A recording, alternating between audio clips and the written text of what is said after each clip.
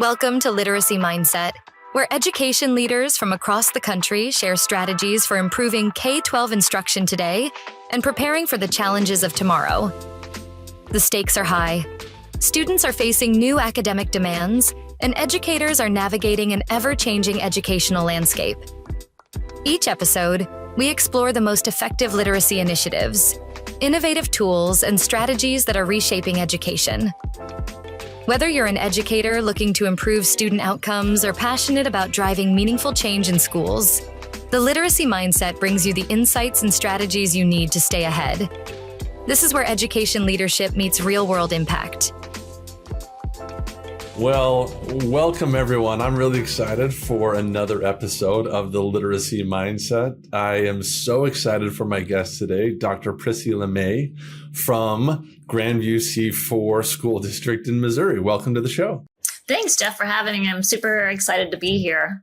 Well, we're excited to have you. Assistant Superintendent of Curriculum and Instruction in the district. We're going to get into that here in a second. But why don't you just tell us a little bit about you and kind of where you've taken and what journey you've had to get to where you're at?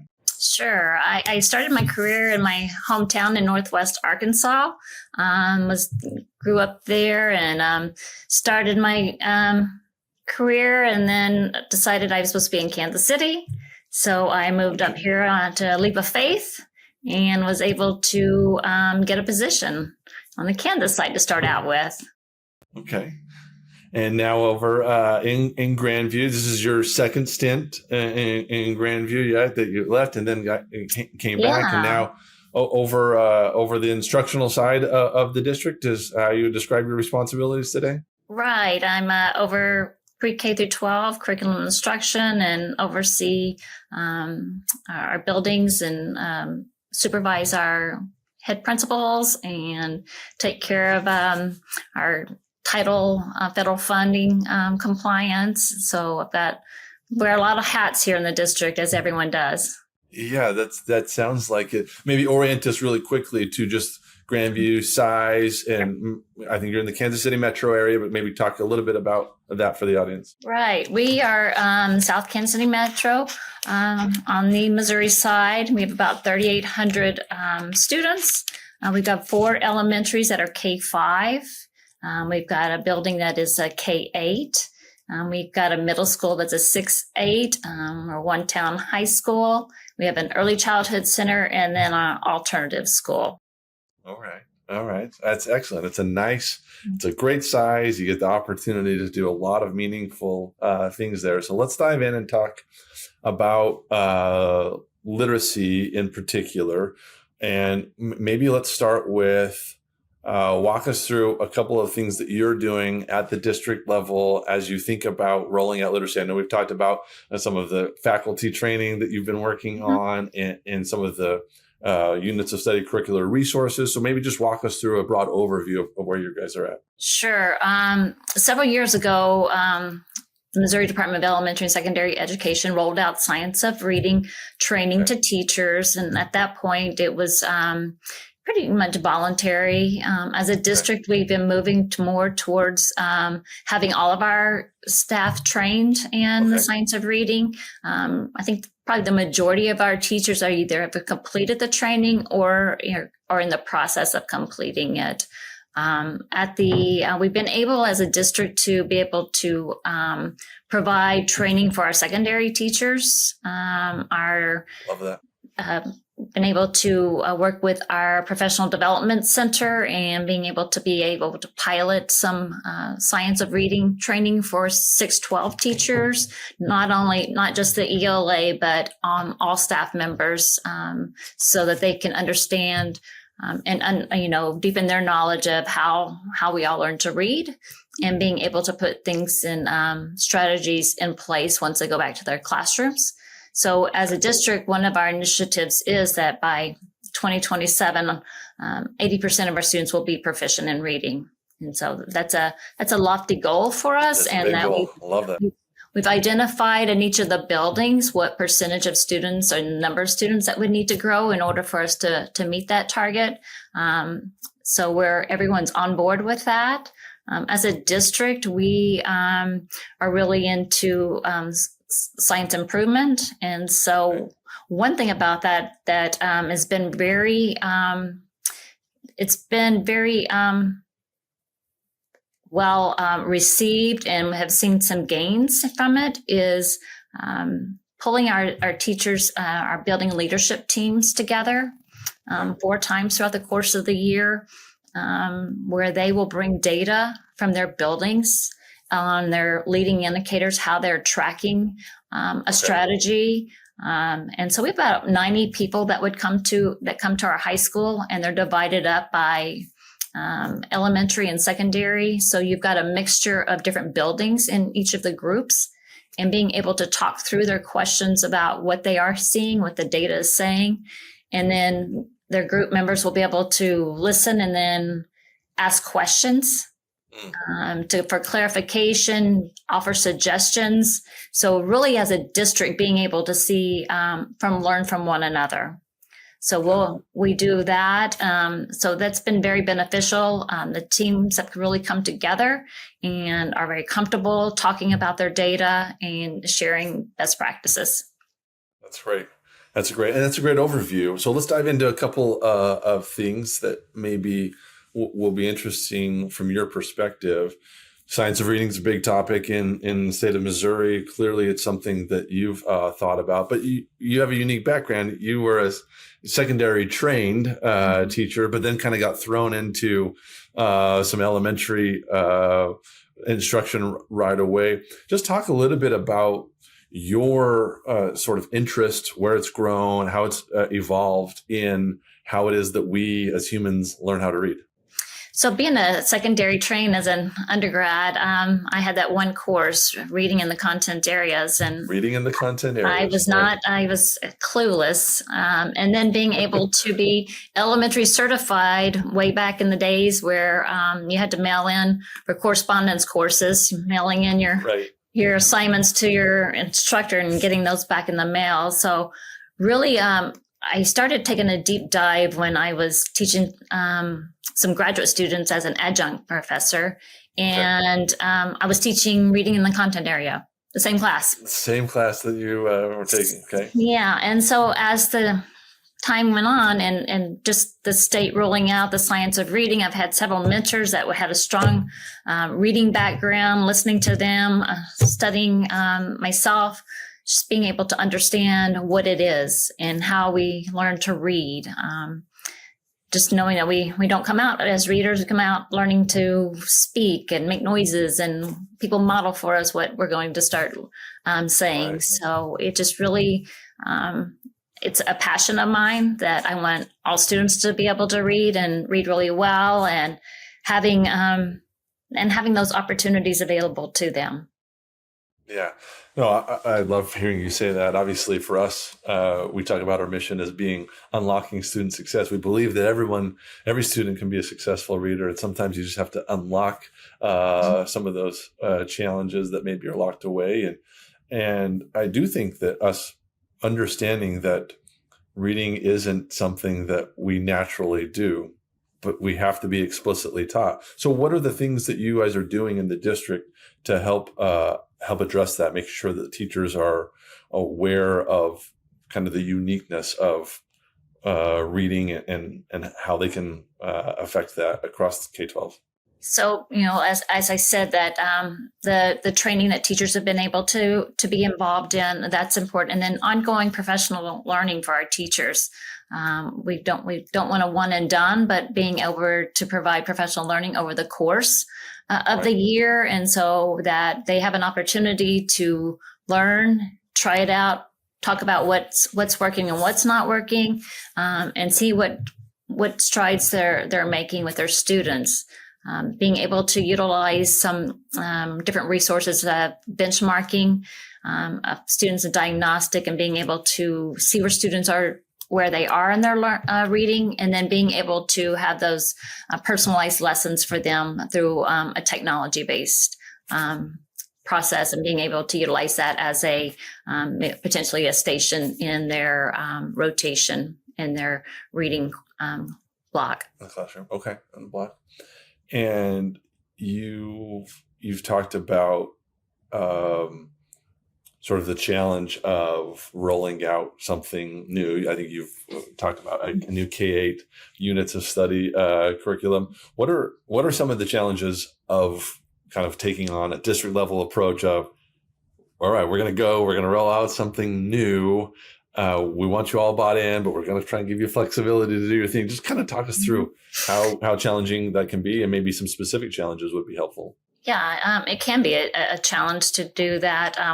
One of the things that we listen to the teachers, our superintendent and assistant superintendent for human resources. They do listening tours. They go to each of the buildings. Staff can come and give feedback. And what we learned was that they were really seeking a resource and directions for us to be able to be all on the same page together. Right. Being able to develop those units of study. And so we're all talking the common language and being able to, in that direct instruction, know exactly what is going to be taking place in the classrooms.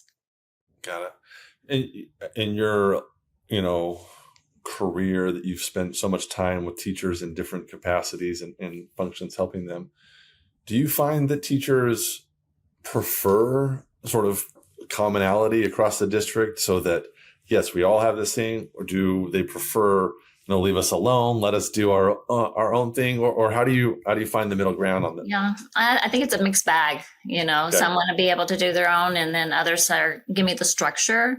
So what we'd like to do is, we do have some structure, but we're not taking away the art of teaching. Everybody has that craft of theirs, being able to how they're going to deliver. So that's not taken away from a teacher. They always have that. They have that ability to do that and then do what's best for their kids. Good. Let's talk a little bit about technology. Walk us through sort of device access. What does it look like in the district? And then how do you guys think about that as it relates to curricular decisions or literacy decisions? Sure. We are a K-12 1-to-1 in the district. At the primary grades, it's iPads, and 4th through high school are Chromebooks. At the elementary level and middle, they stay in the building. So they're fully charged and ready to go the next day. And the high school, they're able to take theirs home for any completion of work and things. Okay. And in terms of Go ahead. In terms of technology and resources, really for us, really wanting any technology that we're going to utilize, it needs to be transformational. We're not just going to pick the next shiny thing. It's really going to have to meet the needs of our students and being able, we're asking teachers to utilize in the classrooms. We don't want, I want kids to have books in their hands. Okay. And being able to do that. And from the feedback that I've received from some of our secondary library and media specialists, that students are requesting more of the books and less of the online reading. Interesting. Yeah. And I think that's where I was going to go with a follow-up question is, how do you kind of make the decisions on what's available on a device that, has its advantages? You can do a lot of things. You can see where kids are reading. You can maybe understand. There's a lot of tools that give you a broader understanding into their reading, but they're usually done through the lens of technology versus the value that we know is there when you're holding a book in your hand. How do you guys kind of weigh those when you're making curricular decisions? So basically being able to utilize our diagnostic and being able to determine that level at 3 times throughout the course of the year, and also being able to take other data point measures, knowing that those benchmarks are at one point in time, but there's other things that are happening in the classrooms, whether it's observations or we're utilizing personal learning lessons on the device that could be utilized in a station-like environment when teachers are working with skilled small groups and things of that nature. Yeah. Okay. And what about what about personal devices, like cell phones? Do you guys have policies in place or frameworks around how that happens? Sometimes that can be a great benefit, and sometimes it can be a big distraction, right? Right. And we've been on both sides. So there is a policy at the high school that they're put away and they can only use them certain times. At the middle school, they shouldn't, in elementary, they shouldn't be out at all. But really, we just follow too what we've seen, what's happening from both sides of it. And so teachers report that they have more student engagement when things are put away. Right.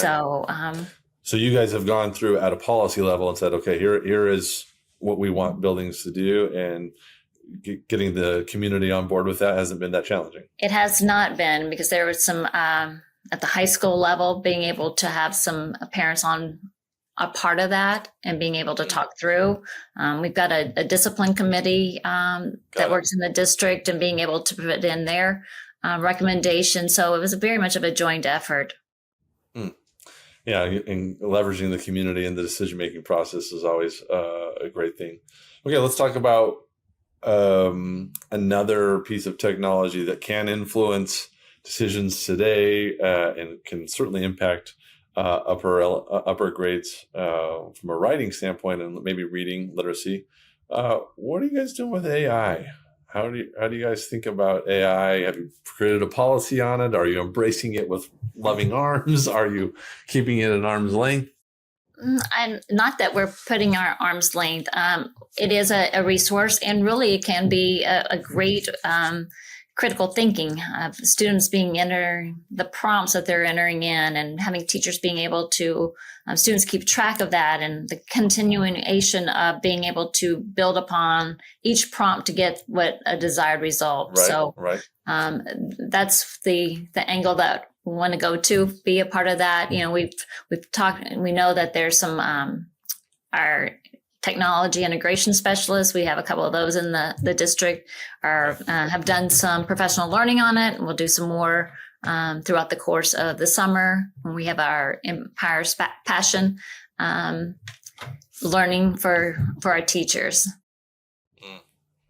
Yeah. Okay, that's great. And sort of you're treading in the water, right? Or you're giving yourself a chance to create some opportunities. Do you feel like you've had teachers that have really embraced it organically, or is it something that you are more prodding and suggesting that teachers take advantage of? No, I think there got teachers that have embraced it. The feedback that I've received is not that there are, I had arm's distance from it, but there are definitely those that have embraced it more than others.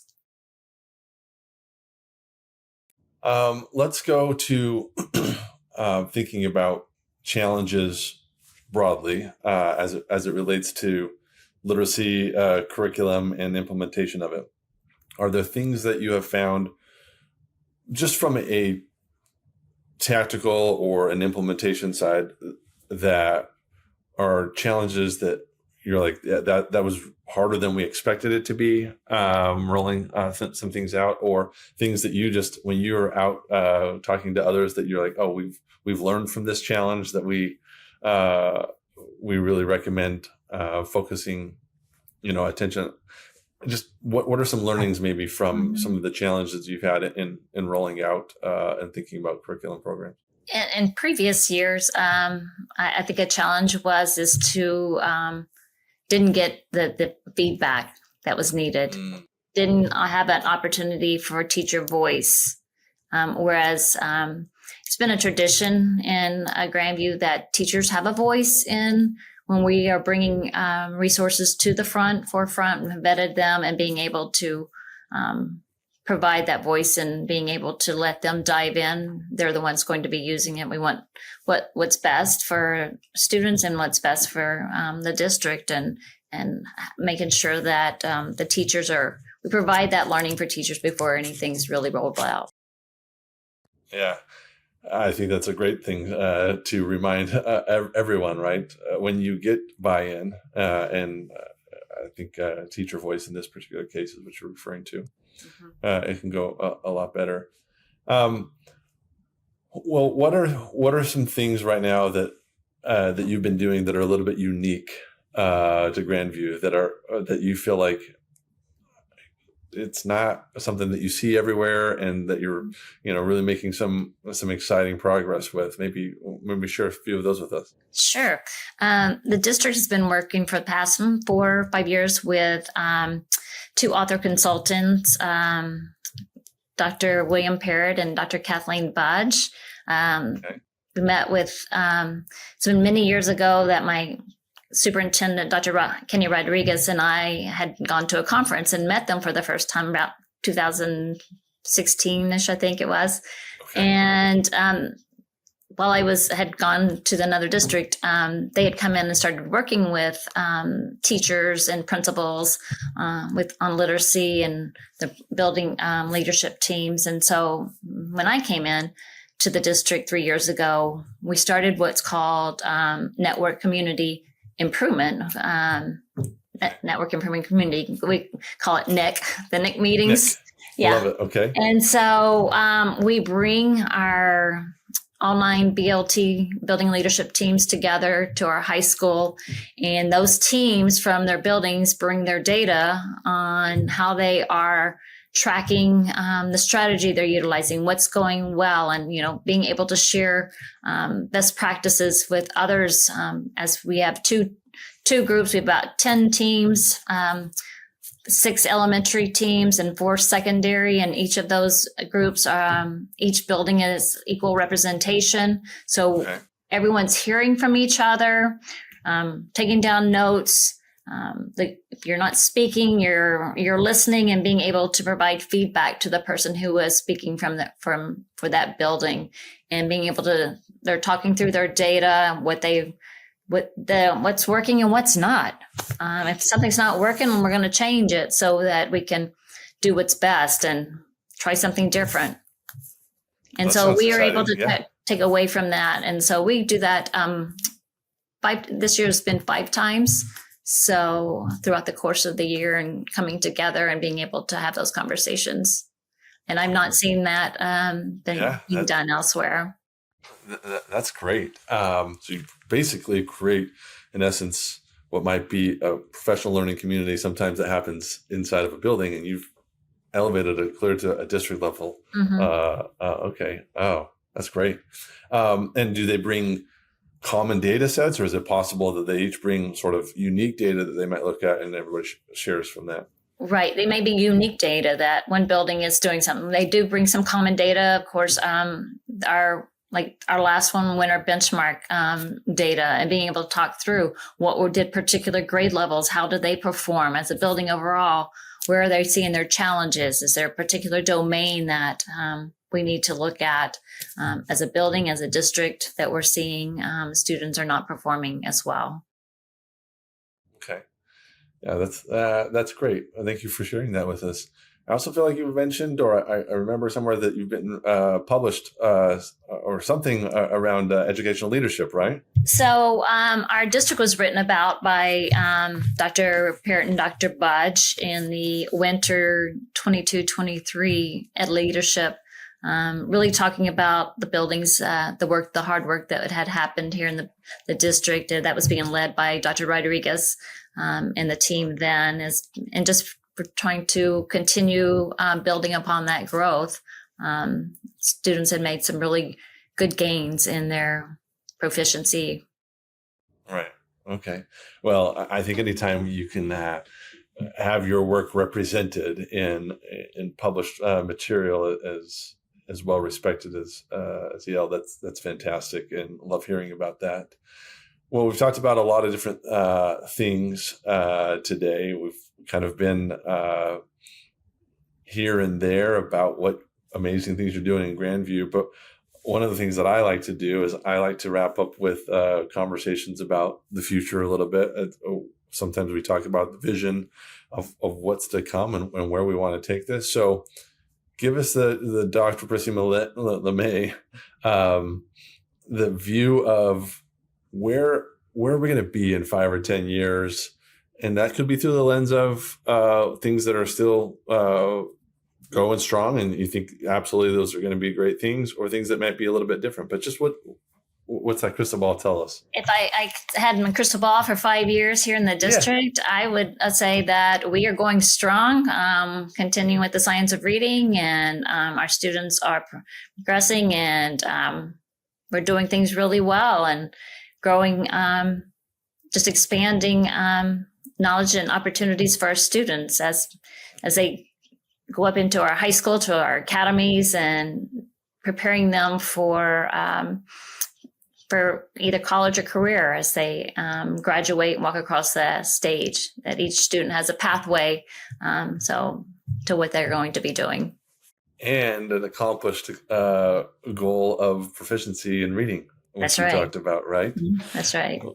Well, it's been an absolute pleasure having you on the show today. Thank you for taking the time, and hopefully we'll connect again soon. Thanks a lot, Jeff. It's great to be here. Thanks. Thanks for tuning in. If you found today's conversation insightful, be sure to subscribe to Literacy Mindset. You can also follow us on LinkedIn and YouTube for updates, resources, and to join the conversation. Have a topic you'd like us to explore? Let us know. We'd love to hear from you. Until next time.